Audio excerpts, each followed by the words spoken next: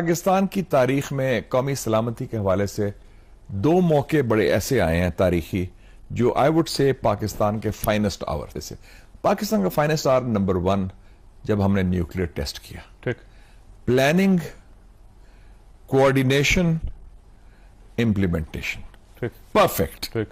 اور دوسری دفعہ ہوا تھا پلوامہ کے بعد جب بالا کوٹ پر حملہ ہوا تو اس کی جو جوابی کارروائی کی تھی اس میں بھی پلاننگ، کوآرڈینیشن اور ایکسیکیوشن پرفیکٹ. 28 مئی 1998 کو پاکستان نے چاغے کے پہاڑوں میں ایٹمی دھماکے کیے جس سے وہ دنیا کی 7ویں اور مسلم دنیا کی پہلی ایٹمی طاقت بن گیا. یہ دھماکے بھارت کے جوہری تجربات کے جواب میں کیے گئے تھے.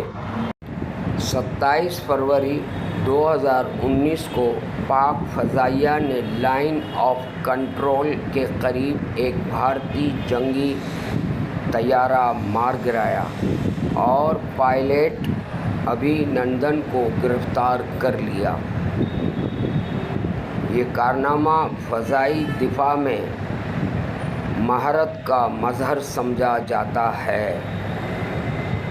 بعد میں پاکستان نے خیر سگالی کے طور پر اسے رہا کر دیا تھا.